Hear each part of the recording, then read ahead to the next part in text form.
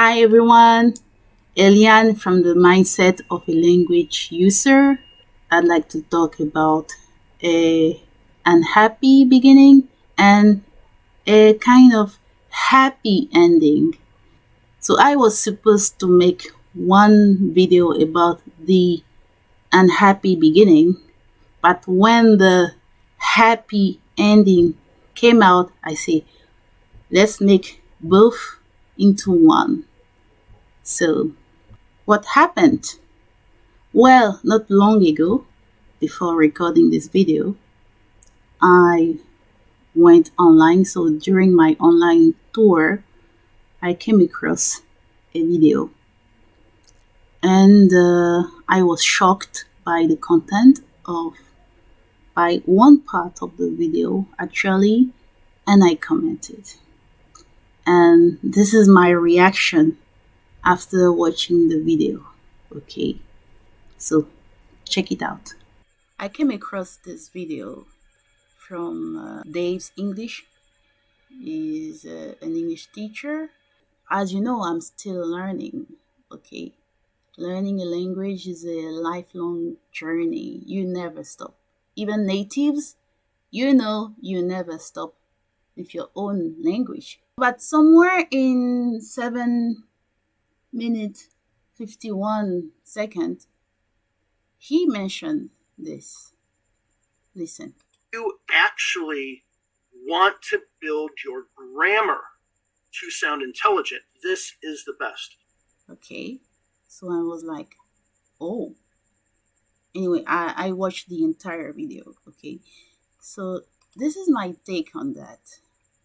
And as I told you, when the content is what I really wanted and liked, I comment a lot to really show my appreciation to the great work. But this time, I didn't understand why he said that, so I wrote a long comment wondering why. So this is my point. Hi Dave, I've been following your channel for less than a month now. It's my first comment on one of your videos. I am a user of the English language, still learning it and still making mistakes, but still making my point in English when necessary. I felt a deep need to react from the perspective of a language user and to speak up my mind against what I see as the superiority/inferiority complex in the language learning world. High grammar proficiency is not the goal of learning a language. So in learning English as well. To me, the goal is fluency and valuable communication. And several social and business interactions are proving that fact. Don't get me wrong, grammar is indeed important. However, fluency does occur without necessarily reaching the grammatical correctness of Chomsky or even getting close or having tons of grammar books in our libraries. Let's be honest and face reality. Unless some are studying English at university to become English teachers or professors, which not every English learner is aiming at becoming someday, many other people are just learning English to be able to use it in practical day-to-day communication. And the point is to understand and make ourselves be understood, whether in spoken form or written communication or written form. And in the international professional world have been operating in for years, that high grammar proficiency has never been necessary to achieve valuable goals. Intermediate level is even the higher standard in most cases. Grammatical correctness or proficiency in English is the result of a long exposure to the grammatical correctness of the English language through listening and writing. And listening to you saying, quote, if you actually want to build your grammar to sound intelligent, end quote, at 7:51, though maybe coming from a good intention, does kind of trigger a complex of inferiority inside the learners. I'm sorry, Dave, but grammatical correctness in a learned language like English does not mean a lack of intelligence. So many people in the world are learning English more than Americans and British are learning other languages apart from English. And those Americans and British who have learned another language understand the real struggles and realities English learners are facing. I guess you do as well. Of course, English has become the international language, I get it. But if people are required to reach that advanced grammar level to quote unquote sound intelligent, like you suggested, does it mean that those who can reach high level of valuable communication content and still use basic grammar or are stuck in intermediate grammar do not sound intelligent? Therefore, they are not relevant or credible enough? Thank you for all your great grammar teachings you are providing through your channel. They help me a lot. But this time, I was shocked by what you said. I really don't want to get you wrong. So would you please elaborate on that sounding intelligent part? Thank you. So by the time I'm recording this video, I'm still waiting for the answer, for his answer. Still no answer. Now, with that said, I was expecting him to respond and to clarify why he said that. And to my surprise, I think 2 or 3 days later, he released another video, and this is what he said. These are 2 excerpts that he said in his video. Check it out. And the most important thing about learning a language is that it is not a test. It isn't about getting 100% of the grammar or the words or whatever correct. It's about the effectiveness of communicating. And when you're able to effectively communicate, that helps you. Now, you might use the wrong grammar, you might use the wrong words, but if you are understood, then that will help. But the most important idea when it comes to making these mistakes is that you want to be able to be understood. So after watching his video, this is what I posted as a comment. Let's read it together. Hello, Dave. That is what I call a quote-unquote proper response. I consider this video to be the response to my long comment on your previous video titled, quote, the biggest mistake English learners make, end quote, with my concern regarding the quote-unquote sounding intelligent part in your explanation. Thank you very much for your humility, your respect, and your honesty. That's the reason why, as a language user, my statement is as follows. Quote, the incorrect use of a language is not due to a lack of intelligence.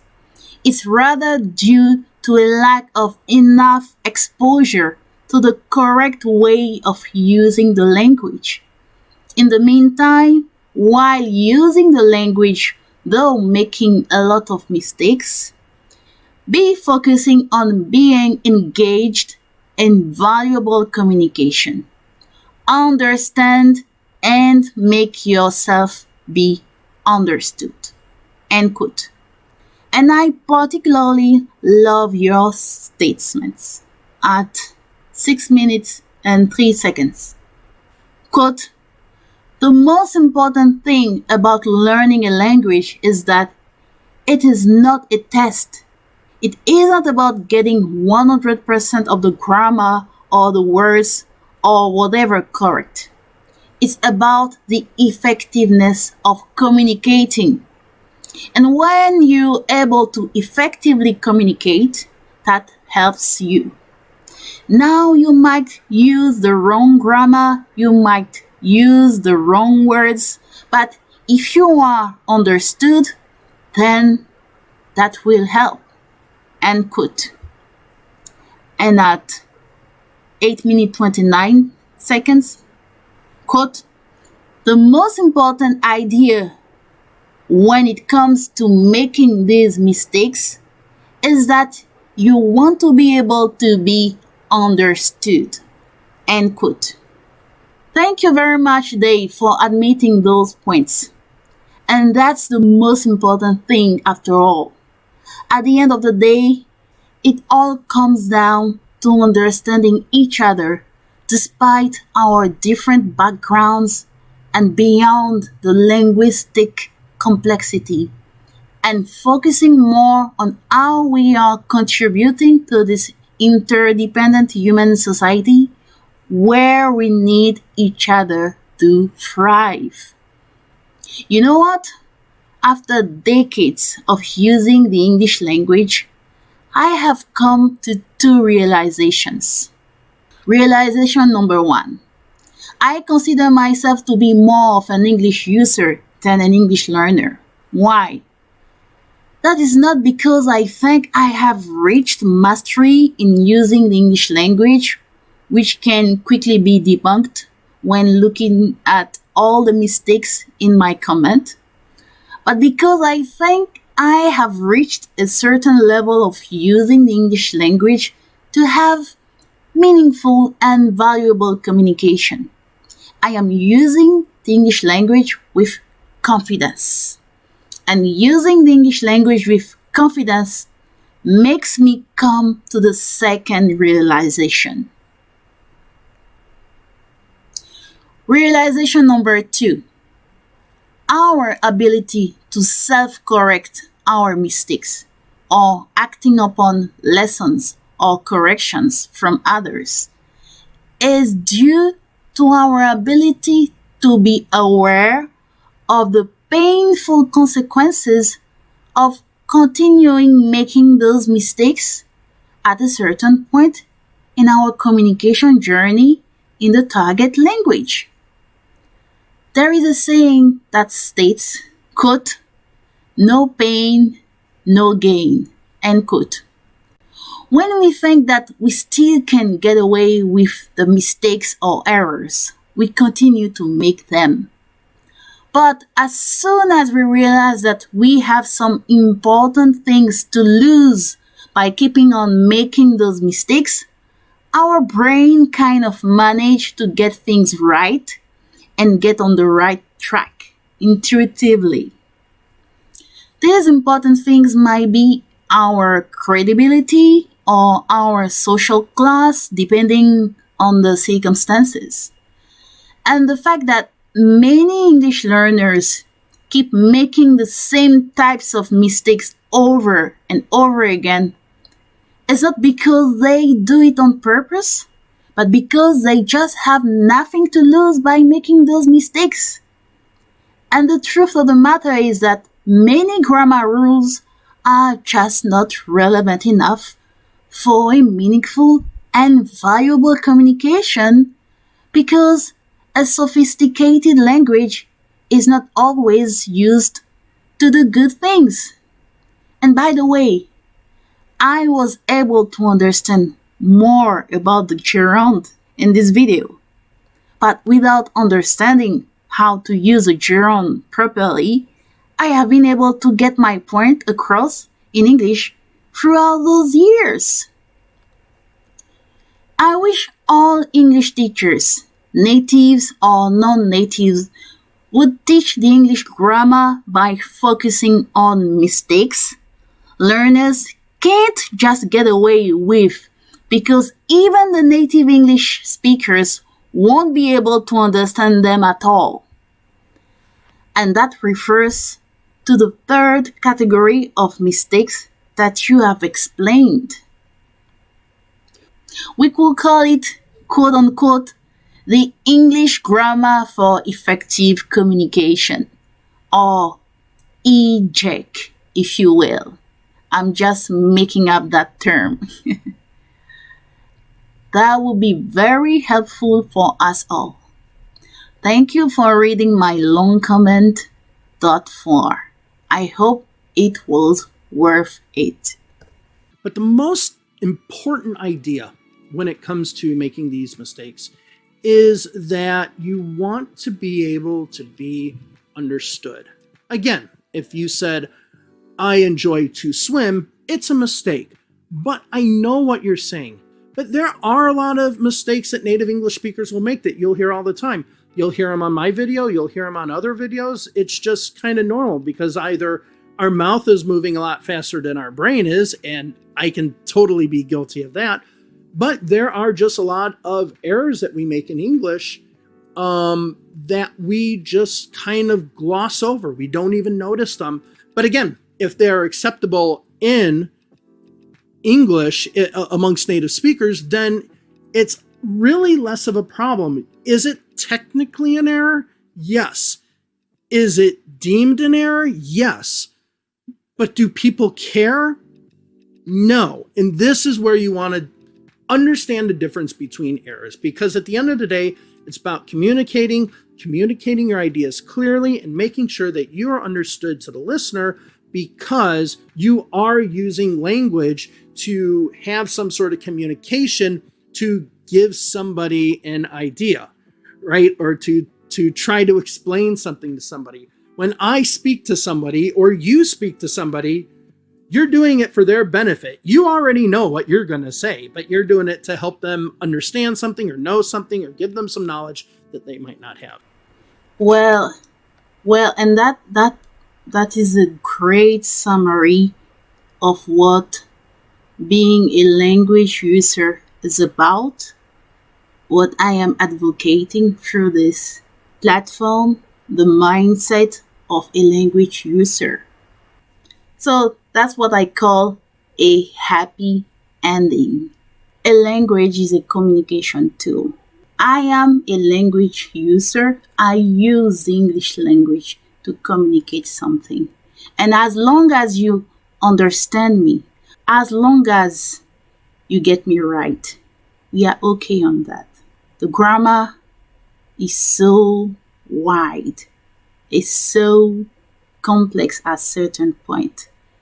And to be honest, it's almost impossible to catch up with the natives.